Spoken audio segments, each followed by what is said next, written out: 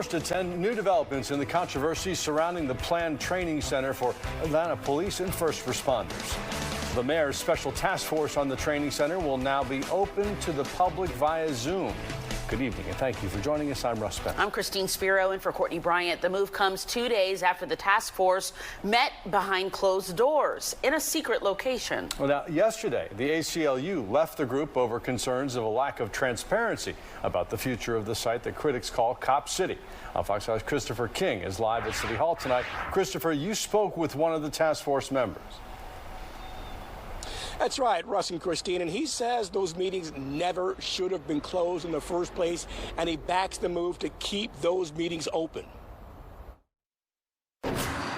I didn't support the decision to close it to the public. The Atlanta mayor's special task force on the planned training center for police and first responders held its first meeting Wednesday behind closed doors at a secret location. Gerald Griggs says that was a mistake. There was never a vote of the task force to close the meeting, so I'm not sure who decided to close the meeting. Griggs is the president of the Georgia chapter of the NAACP. He's also a member of Mayor Andre Dickens' task force. This is a highly contentious issue with everyone on both sides of the issue wanting to make sure they do what's best for the community. Griggs says the task force should hold meetings in public view. All steps in this process need to be transparent to the public so they can have input. The meeting was supposed to be open to reporters, but access got cut off, and members met out of the public eye. A lot of these individuals expressed today that they were scared. Mayor Dickens says some members of the group were concerned about their safety after sometimes violent clashes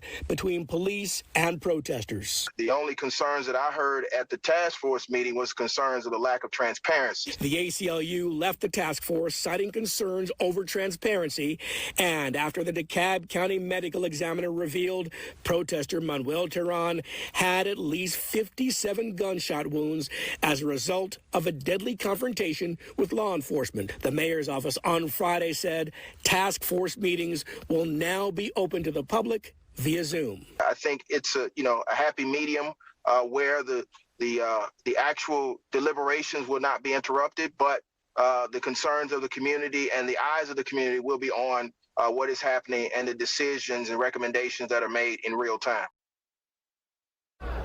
Now, the ACLU says it applauds the mayor for opening the meetings, and they would not say if they'd rejoin the task force. Now, Griggs says he'd reconsider his membership if the task force lapses back into what he calls a lack of transparency. Live at City Hall, Christopher King, Fox 5 News. Well, at least the public will get to see what's happening. Christopher, thanks. Another layer of controversy over the shooting death of protester Manuel Terán. An Atlanta City Council member now wants the Department of Justice to investigate Terán's death. Liliana Bakhtiari says the official autopsy raises more questions than it answers. The DeKalb County ME report shows 57 gunshot wounds in Terán's body. Now, troopers claim the activists opened fire on them first, and one of them was shot. But the report did not find any gunpowder residue on Terán's hands. The city deserves answers. City council deserves answers. Tort's family deserves answers. The officer's family deserves answers because we do not know what happened. That's what happens when you don't wear body cams in the year of 2023. The findings of the GBI investigation are now in the hands of a specially appointed prosecutor.